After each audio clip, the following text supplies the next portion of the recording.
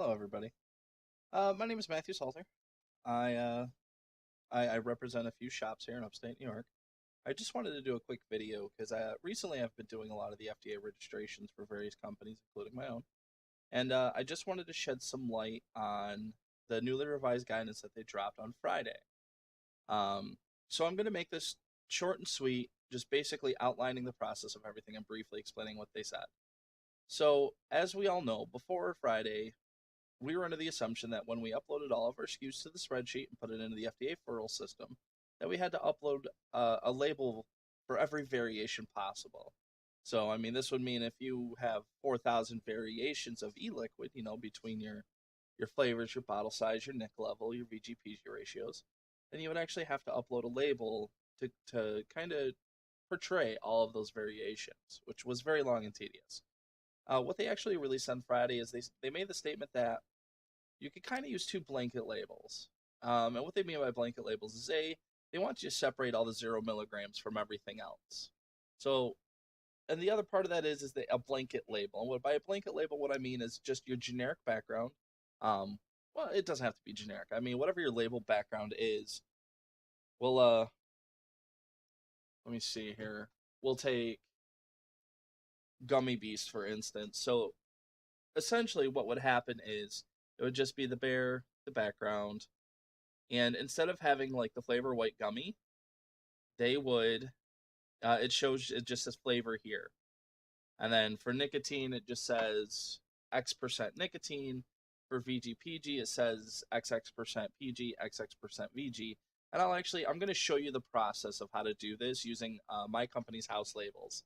Um, so let me go ahead and get everything pulled up here for you guys. I'm going to kind of switch it. It's going to look a little funny for a minute, but then you'll be able to see the screen that I'm on, which is the FDA furl site. I'm not going to go through how to log in. At this point in the game, you guys should know how to do that. First, let me make the statement. I'm not a lawyer. I don't work for the FDA.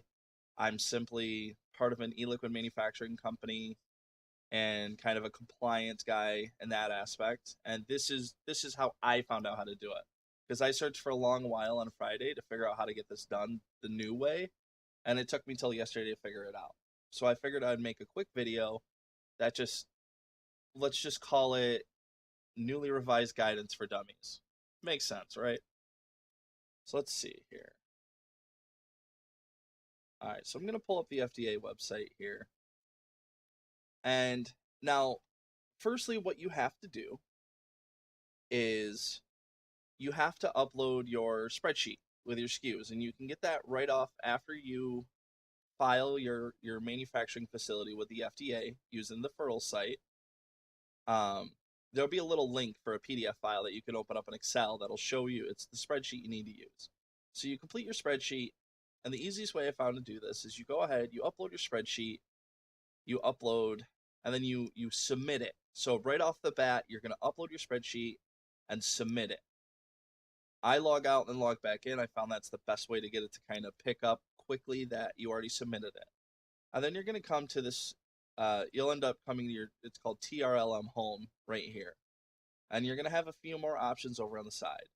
So what you're going to want to do is go to Associate Product Material Files. And you're going to come to the screen here where we're going to start out. And it kind of breaks it down step by step, but it's still a little ambiguous. All right, so step one is to upload your files. So, so select add new product material files to add multiple product files, advertising labels, labeling file, or consumer information to your account. So you can do this if you have multiple advertisement files, if you have consumer information, or your labels is mostly what it's intended for. And upon completing your upload, you'll be provided with the option to generate product template. This template will include all your uploaded material files and product listings in your account. So we'll get through that. Let's go ahead and add the new product material files. All right, so as you see here, I've already started, I kind of started doing it, and I realized that initially I did it wrong. So I'm actually killing two birds with one stone here. I'm fixing it and also showing you guys how to do it. So let me go ahead and remove all these real fast.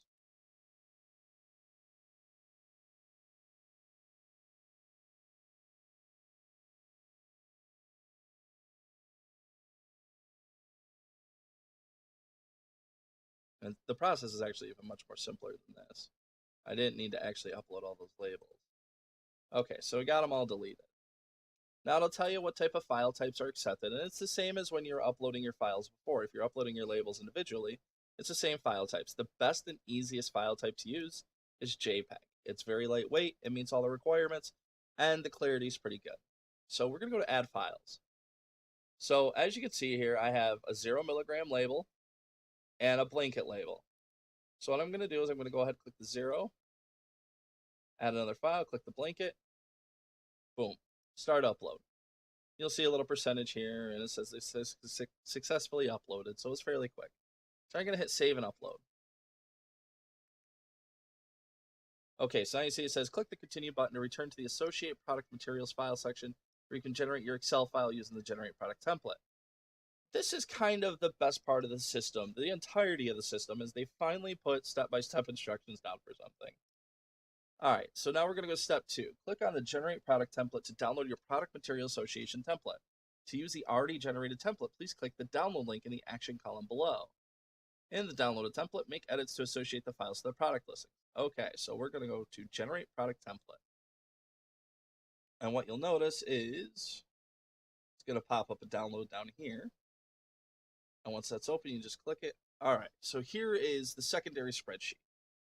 You have your file name, your TP number, your type of product material, your labeling material, title, unique ID or internal ID number, date first disseminated, and date last disseminated. So let me go over these real quick. File name is going to be the labels that you've uploaded. So that's how you're going to reference the label. Now, the TP number. A TP number is basically an individual registration number for each of your SKUs. If you have a lot, you're going to have a lot. I'll show you the easiest method I found for finding the TP numbers and referencing. Type of product material, advertising, labeling, consumer information. We're working on labeling right now. Type of labeling material. This is very similar to how it was before. I use package label. I see people use bottle label. I prefer package label just because it kind of encompasses it. I mean, the bottling is the packaging. Title, you do not have to fill out. And I found that by looking at, on the FDA website, they have a little section with some helpful how-to guides, and I actually went through all the revised guidance PDF file and found that they left it blank. Same with the unique ID or internal ID number. And then the date first disseminated is the very first date that you manufactured that e-liquid. And the date last disseminated, well, if it's still on the market and you still sell it, that date would be today. And it kind of just moves depending on, if you do like half today, you're going to put today's date. And then if you do the other half tomorrow, you're going to put tomorrow's date for the rest of them. I mean, just so, it's the date you last sold that product. All right, so for the TP numbers, this is how I find them. Relatively easy, of course. I go back to this page here. We don't need it right away. So I'm going to go to View Update Product Listing Information. And now this is where you're going to have all of your SKUs.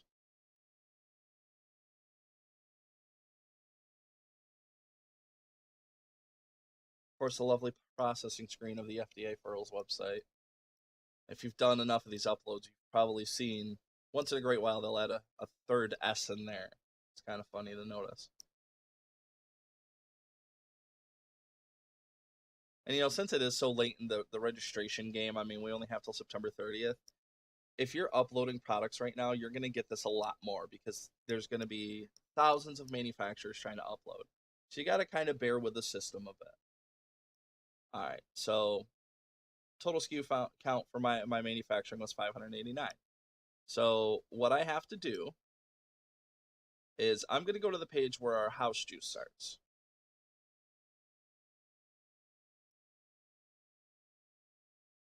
Someday it will get there.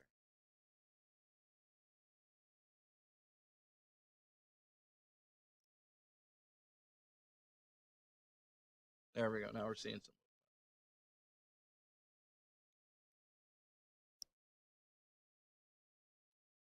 All right, so let's see here. Okay, I need page 6. Page 5 does it start?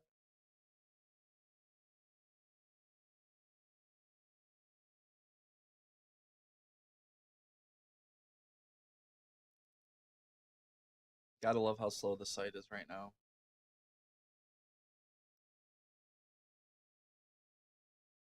We'll just start at page 6. It says processing. It may change in a moment. All right, so we'll start with berry smash. All right, so for the 0 milligrams, you're going to want to go ahead and find all of the TP numbers. Now, there's 2 ways to do this. With the 0 milligrams, I'll copy and paste the TP number. There we go. We're on page 5 now. So we'll start with 4th of July. So what I'll do for the 0 milligrams, because it's so much easier, is I will highlight, copy, and paste the TP number. TP number is just on the left of the product name. So I'm going to go back to our spreadsheet, and I'm going to copy and paste that right in there. All right. And then I'm going to go to the drop-down menu. I'm going to put 0 milligram labels. So essentially what you're going to do is you're going to go through and find all of your 0 milligrams. So we do 30s, 50s, and 100 ml bottle sizes for our house juice. So I have to, per flavor, I'm going to have three SKUs per flavor.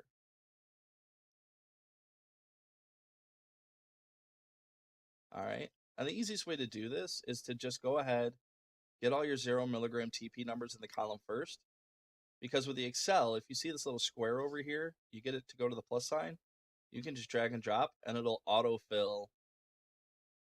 Actually, you don't want to do that because I just noticed it's doing the 1, 2, 3, 4. You don't want to do that. So we're going to go ahead, copy and paste it. I think you could just, drag and drop and copy paste. So let's see here. We'll find the 100 ml bottle. Shoot over to page 6.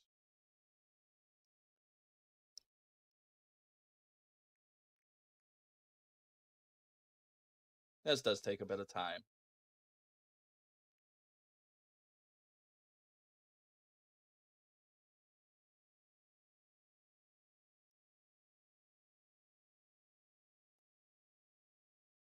I'm just going to show you guys 3 for now. Excellent. There we are. So now, 4th of July 100 ml, we're going to find that TP number. We're going to go ahead and drag drop there. And, I'm one of those super particular people.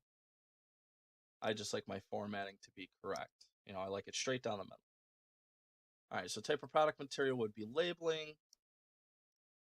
It's packaging labeling, or packaging label, rather. So go ahead and drag and drop these. Like I said, title, unique ID number, just leave that blank. That's what I seen off the website. And then date first disseminated. So October 1st, 12th of 2014. All right, and then date last disseminated, which would be today's date. Because I know the guys in the shops are definitely selling some house juice today. And I just copy and paste, drag and drop. All right, so that's how you would do the 0 milligram. And then I'll go over afterwards how you save it and submit it. So let's do a blanket label. All right, so with a blanket label, the process gets a little bit faster. So what I do for the blanket label is I will find the first in the series. So for 4th of July, 100 ml, 3 milligram, I'm going to find the last 3 are always different. So 136, and I'm going to find the last in that flavor series. And that's going to be 141. So 136 to 141 is going to encompass it. So I'm going to go to the drop-down menu, scroll down till I find 136. And then with this, you can kind of drag and drop all the way till you get to number 141.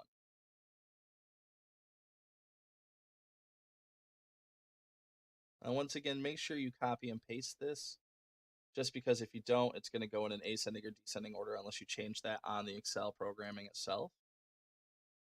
And then same process, labeling,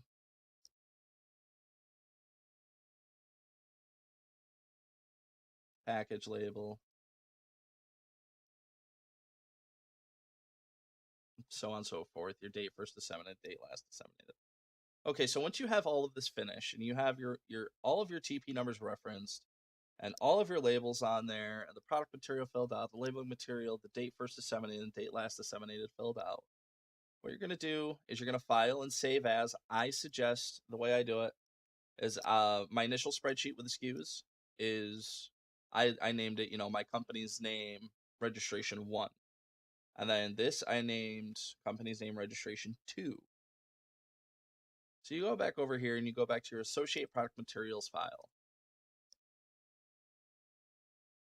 Let's see here. So then you're going to go to step 3.